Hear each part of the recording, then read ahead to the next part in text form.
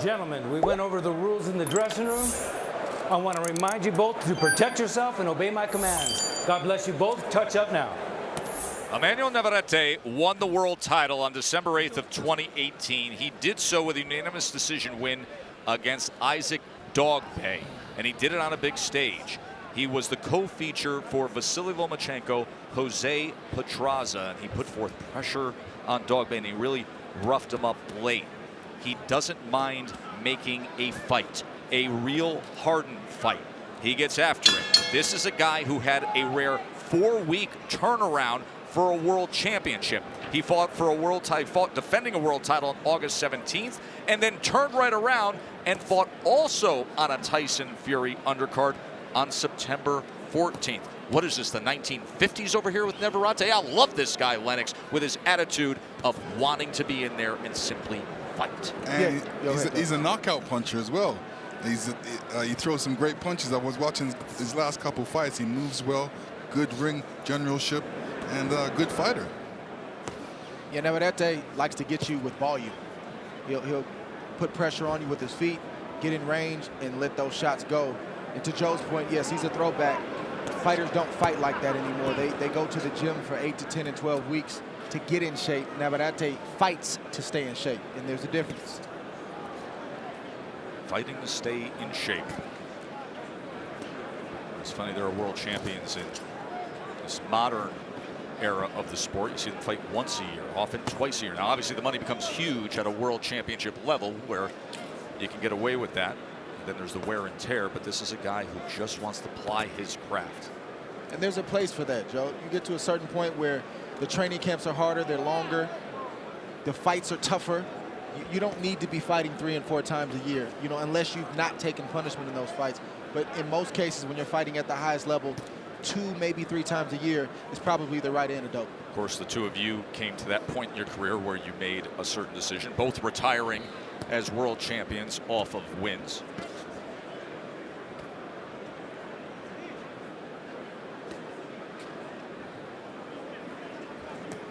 The rematch with Dogpay came in May of 2019, and he also roughed him up down the stretch of that fight to the point where he scored a TKO, did Navarrete, in the 12th round when he had the rematch against the man that he took the belt from. That was nice of him, giving him a rematch.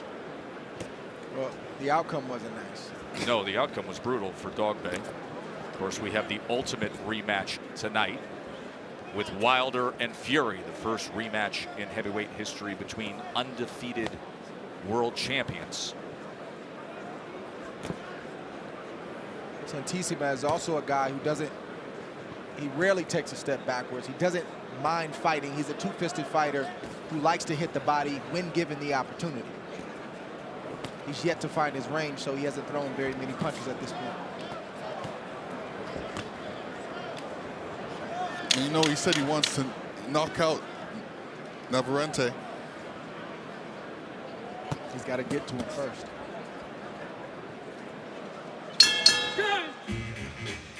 End of 1, the title defense for Emmanuel Navarrete. Of course, Deontay Wilder is looking for the 11th defense of his title. And he got a very nice visit from a guy who knows exactly what it's like to defend world champions. That is Terrence Bud Crawford, WBO welterweight champion, the former undisputed junior welterweight champion, and number 2 on the current ESPN.com pound-for-pound list, visiting with Deontay Wilder. But you can see how Wilder is constantly locking in here. He has been pacing back and forth, just keeping loose in his locker room. He's been on his feet a lot, Joe, walking back and forth. He's not... What do you think of that? I mean, it's nervous energy, clearly. Well, the other guy's not on his feet. He's hanging out on a leather couch. Yeah, I mean, both guys prepare differently. I mean, for Deontay right now, he wants to walk around. He can't wait to get in the ring. Tyson Fury, he's resting. He says, no need to get excited too fast. I'm resting right now. You got to save those legs because you might need them. Tyson Fury has never seen a camera he doesn't like, always finding it, always smiling, always playing to it. Yesterday in the weigh-in, we had a comical moment when Deontay Wilder was on the same kind of couch in his locker room before they came out. And he was with his fiance, and they were curled up, and he was resting with the sunglasses on. And Tyson Fury decided he would mock him and do the same thing with his 400-pound brother Shane, and cuddled into him. And then both guys realized they could see each other on the split screen on camera, and it went south from there, only to continue on stage and after the scale with the barbs that were thrown. I guess that was the alternative, since they couldn't really see each other face to face or get as close as they normally would at a weigh-in. So I guess that was the alternative. Yeah, that was the decision made after Wednesday's news conference. Yeah, continual gamesmanship from both of them. That's something we're going to talk about as the evening goes on, the gamesmanship between Wilder and Fury. For now, round number 2 of this WBO 122-pound championship fight. Santisma in the darker trunks, the challenger from the Philippines. He threw 19 punches in that first round. Navarrete threw 62 and landed 18 of them.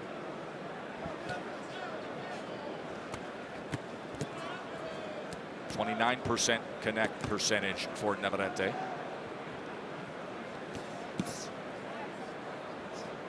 I think Navarrete is fighting the right game plan right now. Very patient. He's not allowing Santisma to get settled, because when he gets settled and he gets comfortable, like I said before, he'll allow both hands to fly. He'll hit to the body, he'll hit to the head. He's very, very aggressive, so you got to touch a guy like that. You have to give him subtle movements, and Navarrete's doing that right now. He's being very patient. There's Santisma, as he was able to land that right hand. Then Navarrete covered up, and he comes forward with a 3-punch combination, including that left uppercut.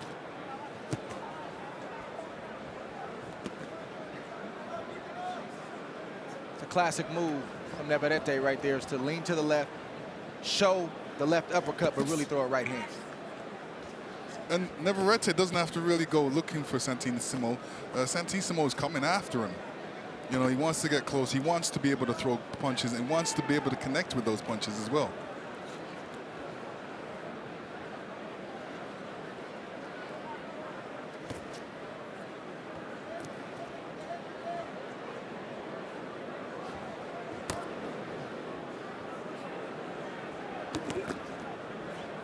Start to see in the background there the crowd filling in here at the Grand Garden Arena.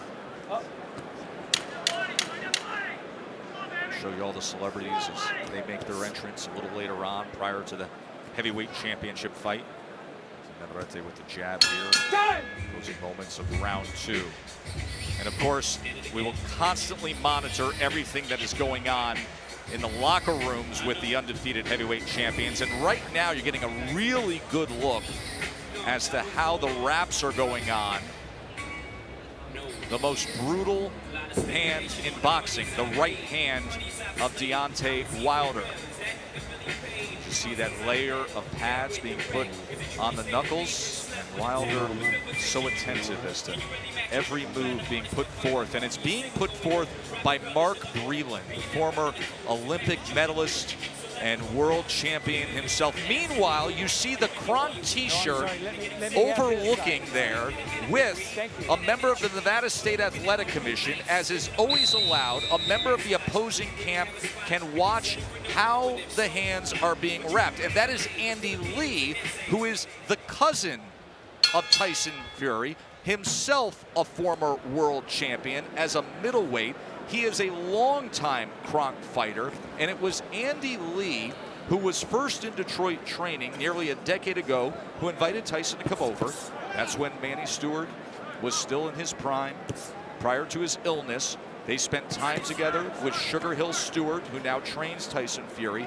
And when Tyson Fury was searching around saying, I'd like to possibly go in a new direction, it was his cousin Andy Lee, who was watching the wraps there, who said the perfect fit would be to reunite with Kronk, and that is what he did. So Sugar Hill Stewart and Andy Lee will be in the corner of Tyson tonight. Mark Breland, also a former Kronk fighter.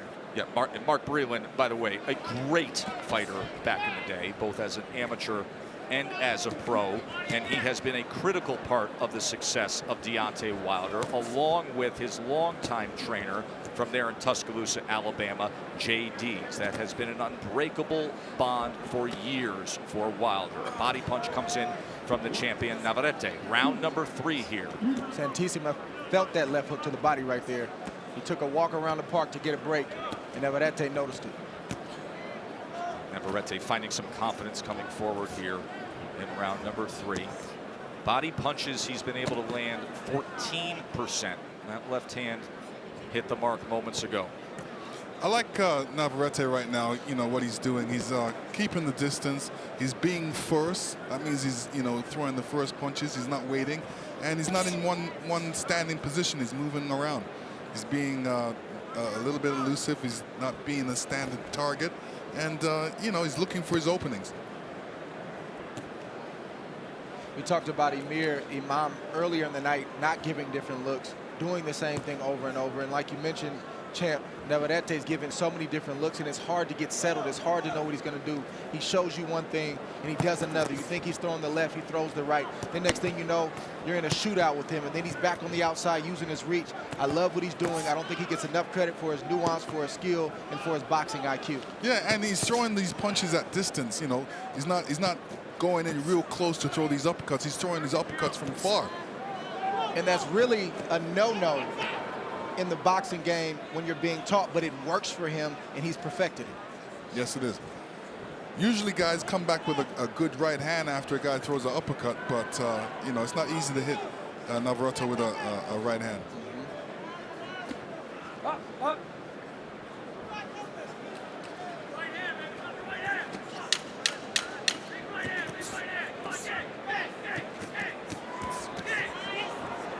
Combination here at the end of round number 3. Another left hand from Navarrete. Trying to target the right hand, and he does.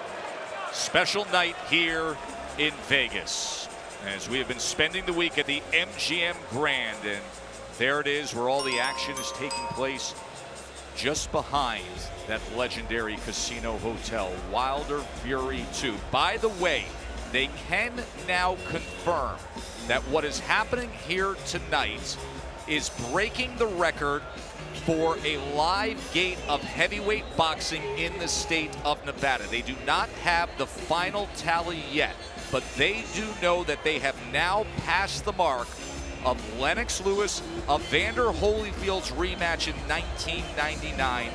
That gate came in at $16,860,000. They have sold north of $17 million worth of tickets here at the MGM Grand Garden Arena. And there is the Hall of Fame promoter Bob Arum and Top Rank Boxing. Top Rank President Todd DeBuff making that announcement to ESPN not long ago. And give credit to both Top Rank and the PBC, as well as Fox and ESPN, of having great common sense leadership to saying, make this fight. And look at what the embraced response has been by the buying public. That is the live gate number tonight.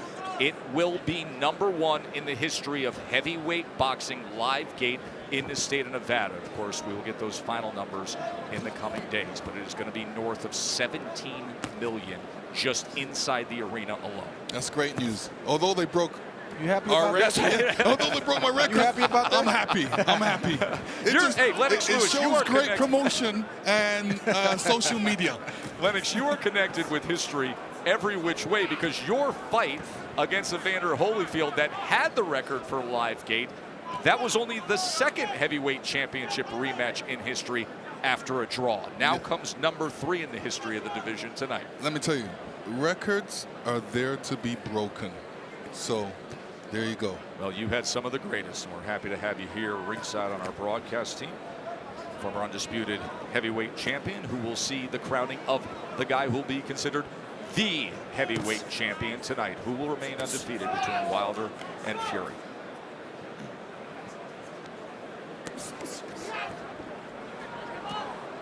And this is the moment where the commission signs off on the most powerful weapon in sports, the right hand of Deontay Wilder. So the wrap has been approved. Wilder is now ready to be gloved up.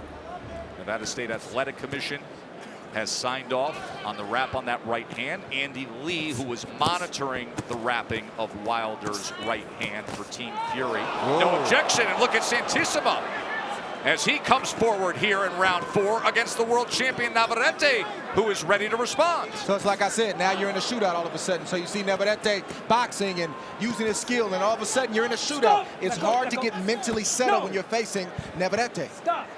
Okay? It's kind of like a half punch, half push, as he was coming forward that time, and it gets Navarrete's attention at least. What you see is one guy in Santisma who does one thing well. If he's in place and he has you right there, he throws good shots with both hands. And then you see Navarrete who does multiple things good. I'm going to take the guy who has more tricks up his sleeve and more tools in the toolbox. Santisma willing to dip and go to the body, but what does he do? He eats more return fire from Navarrete. And Navarrete is showing these nuances in his skill because he stays busy, Joe. He's an active fighter, so you have no choice but to get better when you're active. Threw over 85 punches in this round alone, did the champion Navarrete.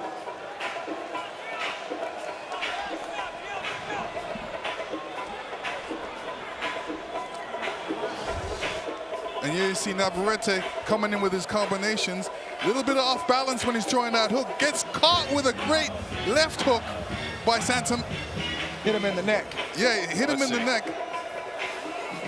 There's Santisma coming up. Yeah, he gets him right in the neck and the side of the head. Clean so shot. by far, the challenger from the Philippines' best moment of the fight. But it's like I said, he's willing to exchange. He's willing to fight.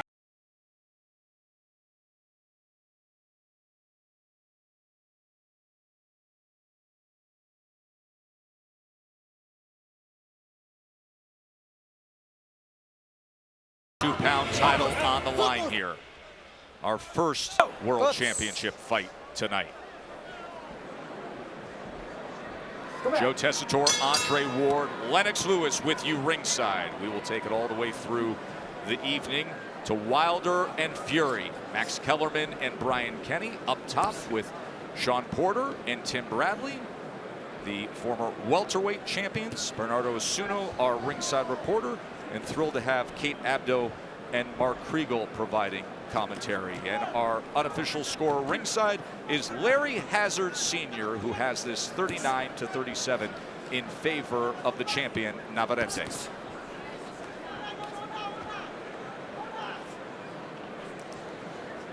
And now Mark Breland is working on the left hand of Deontay Wilder. The left hand that many say needs to be in use more. The jab could be a far more effective tool for Deontay Wilder, perhaps a more fully evolved and effective fighter. But when you have the greatest single weapon in boxing, oh boy, do you like to use it. And that is the right hand and that power.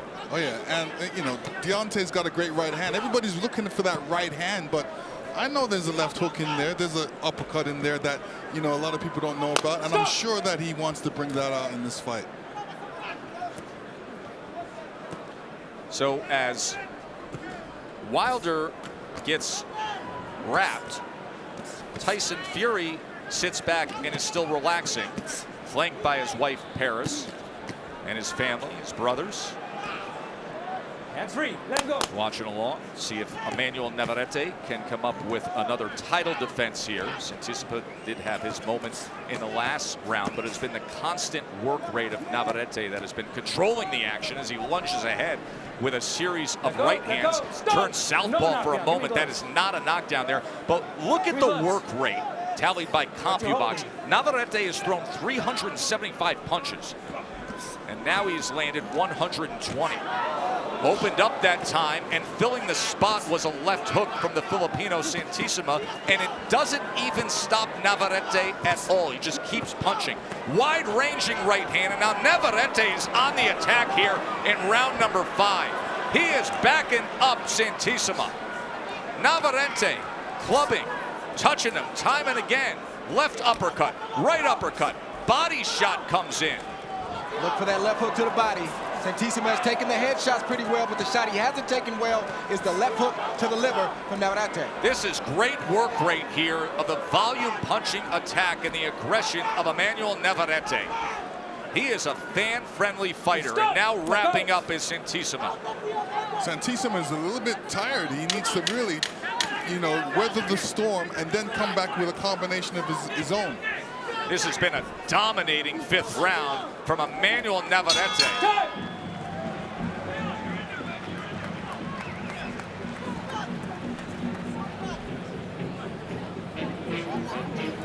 concha, jale la concha, jale la concha. Respira, respira, tranquilo, Take a deep tranquilo. breath. Come on.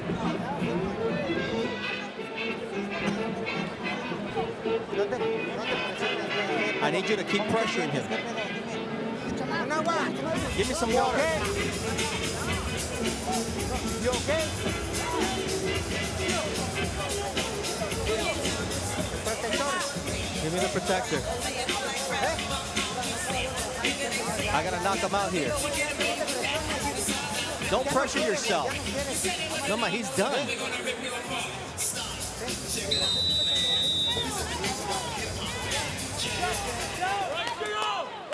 Seconds out.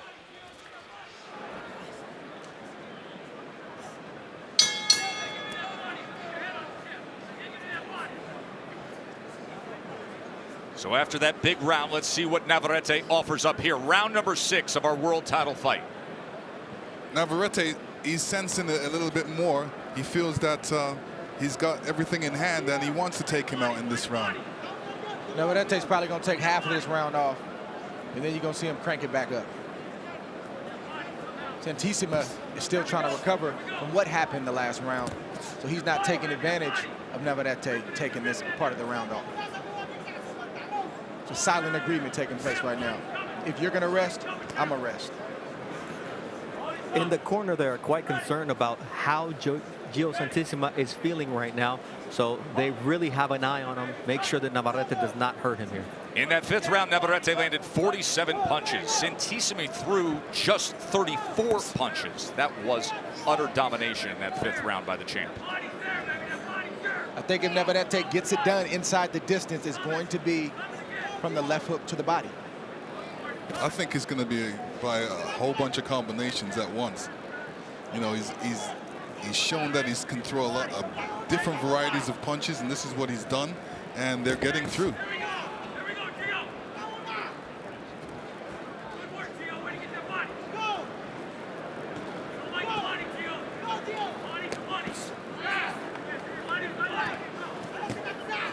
It's a right hand from Navarrete. Trying to get over the top there. 450 punches to this point. Santisma just 166.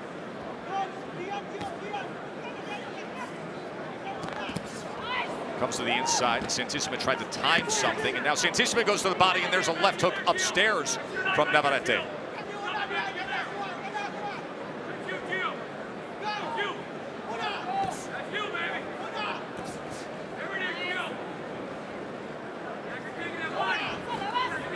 Navarrete is a veteran. He fights when he wants to fight, and he rests when he wants to rest, but he's even learned how to rest and take a round off and still win that round with throwing minimal punches and taking minimal punishment. Just like he's doing in this round, doing the same thing. He was definitely winded the last round. And it is all starting with the left hand, with the jab.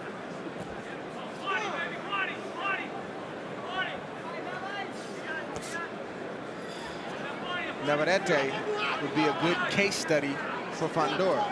Tall guy, clearly not as tall, but a guy who knows how to use his range, but also knows when to go inside when he has the advantage. Deontay Wilder being stretched out now in his locker room. Meanwhile, Fury's walking around with a crown on his head.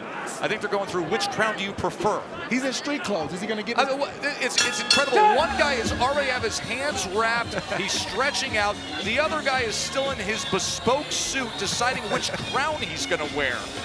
And now he's dancing to the in-arena of music here. He's having fun before the fight. Ever. It's all he knows. You better lock in and get focused. Let me tell you, lock in and get focused. Some guys like to get ready early and get stretched out. Some guys like to get ready late. I was one of the persons that like to get ready late. You know, is there advantage one way or the other, or is it just a preference? Well, it's a preference for me. I didn't like waiting around and sitting around and not doing anything. If I was doing that, I'll be sleeping. So if I was there early, then I would have time to stretch out. You know, Muhammad Ali took like 2 hours to get ready, and he did a lot of shadow boxing. He did a lot of stretching. I always had a concern about being rushed. I knew I had a walk time. I knew the stage manager was going to come back and say, we're walking in 5 minutes. I never wanted to be ill-prepared. I wanted to have my cup on, my wraps on, be fully warm, so I always made sure I was ready ahead of time and with time to spare. Well, as somebody who travels the world with you week in and week out covering boxing, I'm well aware of how you like to be prepared well in advance, Andre Ward. It's great to have this conversation driven between the guy who was the heavyweight champion of the world and the guy who retired undefeated as the #1 pound-for-pound fighter in the world, Lennox Lewis and Andre Ward. What a dream team we have ringside here tonight with the two of you. Round 7 here, WBO 122-pound championship with Emmanuel Navarrete, who has been among the most active world champions in boxing. 5 title fights in just 14 months. And we mentioned it earlier, at one point last year, he had the rarest of rares, a 4-week turnaround to defend a title. He fought in mid-August, he fought in mid-September. Navarrete showed us a different look there. He turned southpaw for a moment. Okay, stop. Didn't connect with any punches, but it was a good look. Overall, he's out-connected Santisma 164-42, including 124 power punches. The best work coming in round number 5 when he had 47 connects. There's a 1-2 from the champ. Well, this slot on this card, Joe, was not even Navarrete's initially. It was Gilberto Ramirez. And he didn't want it for whatever reason. So Navarrete said, okay, I'll take it. So that's why he's here tonight. Well, when his phone rings, he always says yes. Now, what's interesting about the future of Navarrete, assuming he defends the title here tonight and gets through this, he has been struggling to make 122 pounds. He struggled this week. When we met with him the other day, he walks into the room. Lennox, I saw your eyes go up. He was chewing on ice cubes. That's all he was eating for about a day and a half, just chewing on ice cubes. This most likely is his final fight at 122 pounds. Yeah, I believe that. I mean, you got to fight the weight that you're comfortable at. And if he's not comfortable there, if it's hard for him to make weight, go up. I feel like we've said that the last 3 or 4 fights, Joe, and then he comes out here and puts on a great performance, and then he stretches it one more. That's the difference is now is his team, his management is saying that. And then you look at the featherweight division and you consider some of the big names there, and a guy who has the frame and can go up 4 pounds, but very attractive fights to be made at 126 pounds for Navarrete. Yeah, it's no easy work at 126 for Navarrete, but great matchups, like you said. Carl Frampton there. Josh Warrington, of course, Shakur Stevenson, who Andre Ward, you co-manage. Gary Russell. Gary Russell, outstanding fighters as you go to 126 and 130 pounds. Also a sharp dresser. Is he ever? Coming to the end of round number 7, and that affords us the opportunity to go up to Brian Kenny and the guys.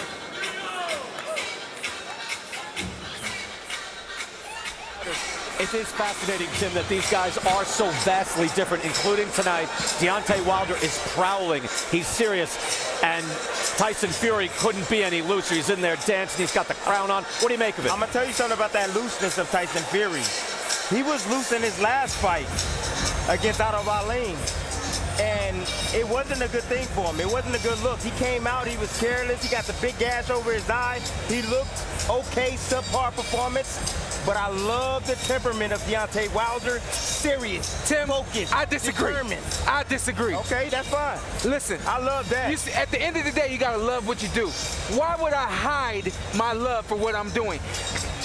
Tyson Fury is in love right now. He's loving every single part of what's going on, and that's his way of expressing it. I'm taking my time. I guess he could be in love for right now because Deontay Wilder is dressed like it's for a funeral right Absolutely. now. All black, he means business. Wow. Absolutely. Unheard of. Max Kellerman shut out for the entire between rounds. Joe! And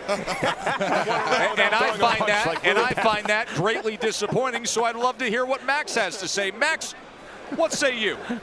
Deontay Wilder's the puncher. Rocky Marciano used to fall asleep in the locker room before fights, take a nap. Deontay's not thinking about anything but the job at hand. He's actually relaxed and focused. And Tyson Fury has that Ali personality. He's an extrovert. He's a showman. He's enjoying himself. These guys are authentic characters. This is who they are. Tyson Fury is the ultimate showman, and Deontay Wilder is a fascinating personality. You'll hear that roar of Bomb Squad a little later on. And then, of course, you will see if he can deliver the ultimate bomb, and that is the eraser, the right hand. He has 41 knockouts, the most of any current champion. Pacquiao with 39. Canelo has 36.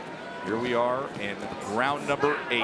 Larry Hazard Sr. has it 59-55 in favor of Emmanuel Navarrete, looking for another title defense. He has been dominating the action so far, with the exception of round number 4, when we saw Santisma land that left hook to the neck and the side of the head of Navarrete.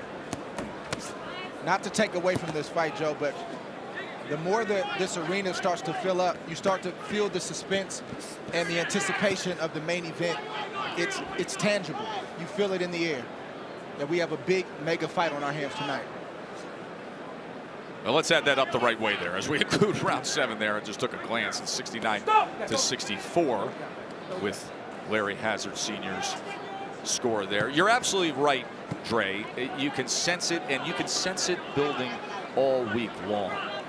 And we will still have the heavyweight title eliminator, and then there's going to be a very special ceremony tonight prior to the main event to celebrate the great legacy of all-time legendary heavyweight champions who are joining us here live ringside. Of course, we have one as our broadcast partner, Lennox Lewis and Andre Ward ringside with us here. I think Navarrete needs to get back to hitting the body of Santisma. That's when he's had his best success, or at least visibly.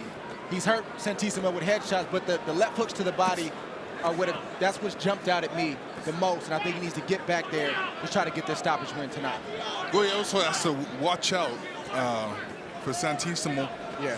Left hook, especially when he comes in close, because that's the first punch he's throwing.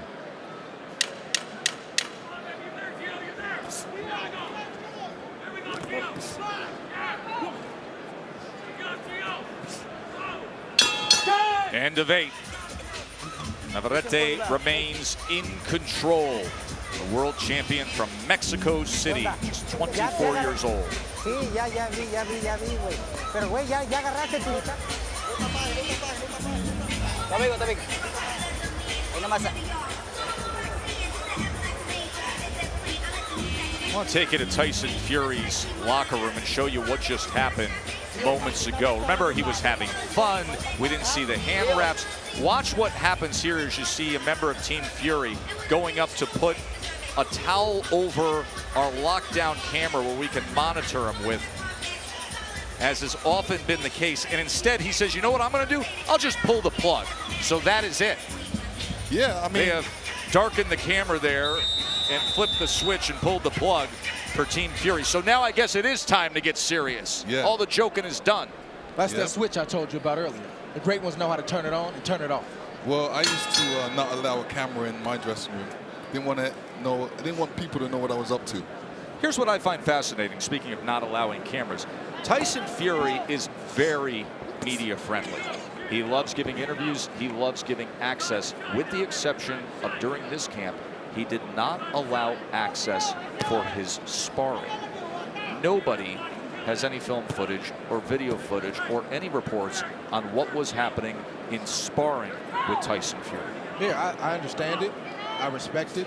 And I don't think sparring should be showed for the whole world. I think that's a private moment where there's days where you may have a bad day. You may get exposed a little bit by a sparring partner. There may be a day, most days should be in your favor, but that's not really for the public side. You want to keep people guessing. There's been rumors coming out of, I don't want to say out of Camp Fury, but just swirling about the cut and maybe not training properly because of the cut and having to, let sparring partners only hit the body.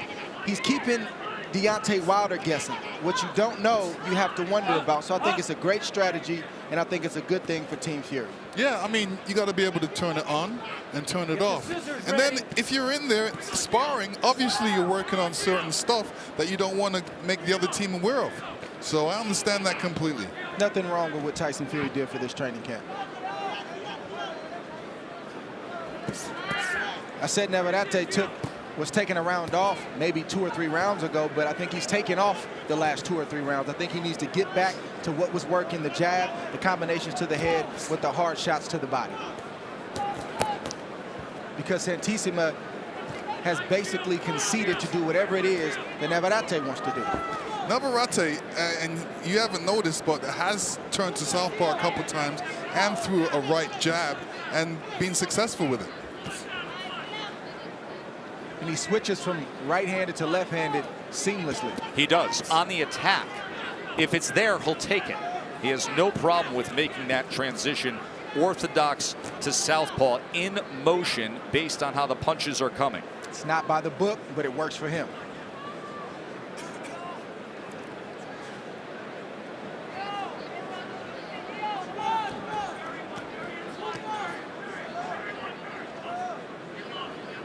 Santisma's, he's receiving these shots, he's blocking them, but he's not answering. He's not coming back with his own shots, which he should.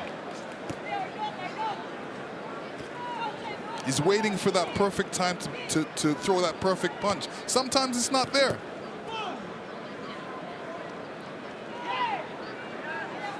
Yeah, if Santisma's going to have a shot, he's got to let his hands go. Big night here in Vegas, our first world title fight. We have the heavyweight eliminator and then the big one, Wilder Fury, which means all the celebrities will be coming out. And believe it or not, many have arrived early here to the MGM Grand Garden Arena.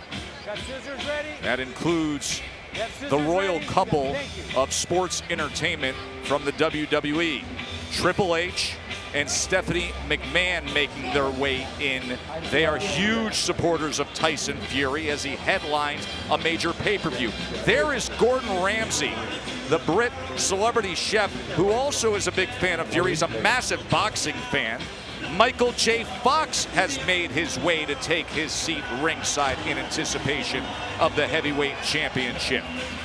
And Jerry West having a conversation right now just off to the side with Steve Harvey.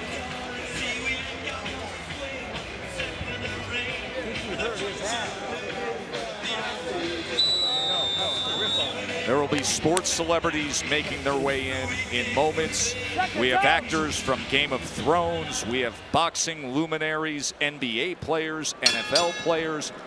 And Magic Johnson has just arrived. Great to see you, man. There is something about these two undefeated heavyweights, something about this mega promotion that really brings us back to the last, most recent golden era of the big Vegas heavyweight fights of Lennox and Iron Mike and Holyfield and Bo. And there is Wilder now, continuing to stretch out, eyes closed. He has been so focused since the moment he made his walk in, worked his way through the crowd, got to the locker room, was wrapped up early, and he has continued on for the better part of the last 15 to 20 minutes with his stretching routine.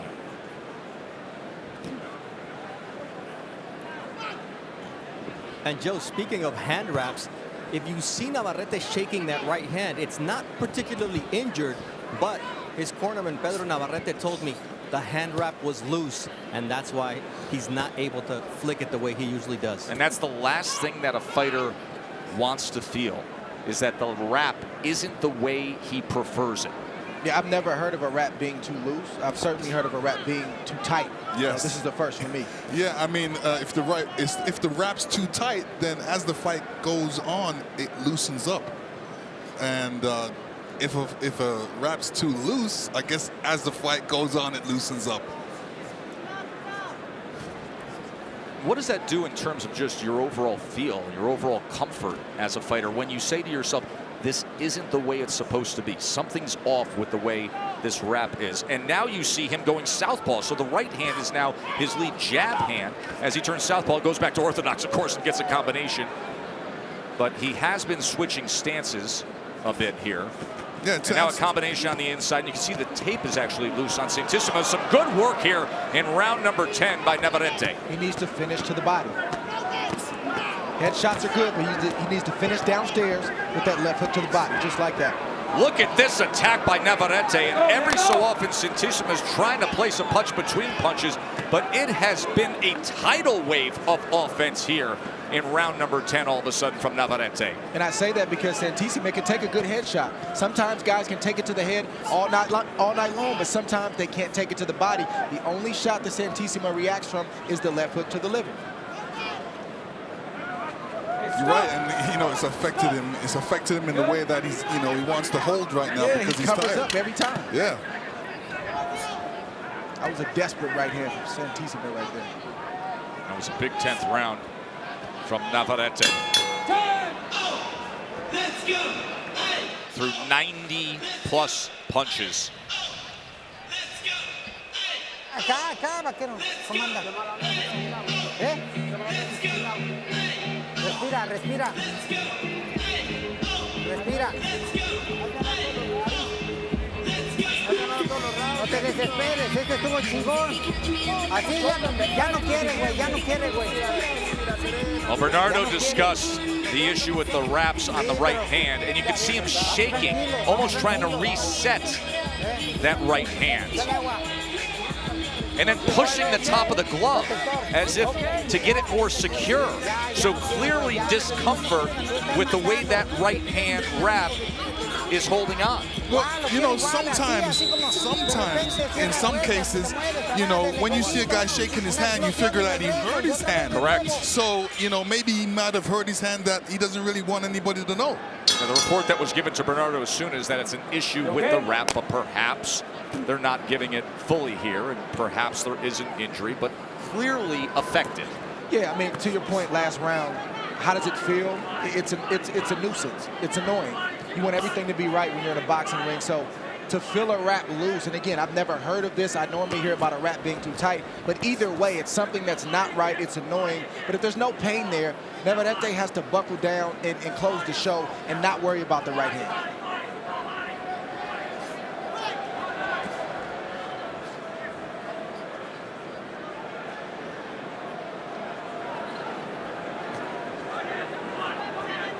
Unless that wrap is so loose where it's not protecting his hand anymore, he needs to lock in, like I said, and find a way around it. Good body shot right there from Santisma.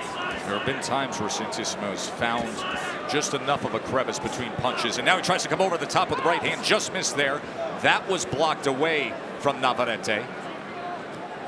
Santisma willing here in round number 11. And look at Navarrete now with his elbow up on the top rope before he comes out at the Filipino challenger. That left hook a few seconds ago hurt Santisma. Yeah, he's still squinting from it. And Navarrete sees Santisma affected. You can tell. Yeah. And there's a headshot. Santisma, he is compromised here in round number 11. Navarrete on the charge, trying to place a short uppercut on the inside. Combination punching upstairs. Uppercut, body shot came in with a left hand. Runs to him to close the gap. Can he close the show here in style? Round number 11, trying to defend his title one more time. Santisma's so game. He actually ducked through the blue and white rope for a moment there. Strafing attack to the head, coming down and wrapping up as Santisma, but he can't hold back from the Mexican world champion. And the referee is very close to the. And now tying up so awkwardly that he throws Navarrete into that top rope. Clearly damaged is Santisma. Can Navarrete finish things off here in round number 11? Russell Morris giving it a look. There it is. TKO victory. Emmanuel Navarrete. Yeah, the ref was really close to it. He was looking to see what was going on, and I knew he was going to step in and stop the fight right there. Santisma just wasn't throwing any punches back, and he was looking like he was hurt.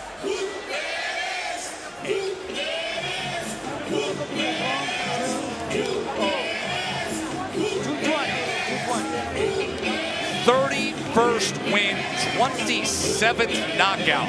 He's 24 years old, and all he does is want to get back in the ring time and time again and do damage like that.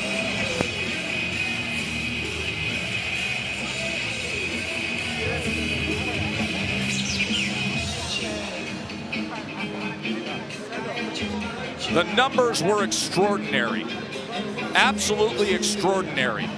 Navarrete threw 922 punches, landed 330, and 274 of them were power punches. In that 11th round alone, the champ landed 57 of 77 power punches.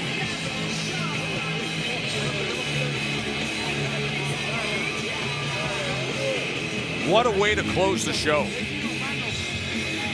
Joe Santisma was as game as he could be in his first world title challenge, but overmatched by the WBO Junior Featherweight World Champion, his 5th title defense.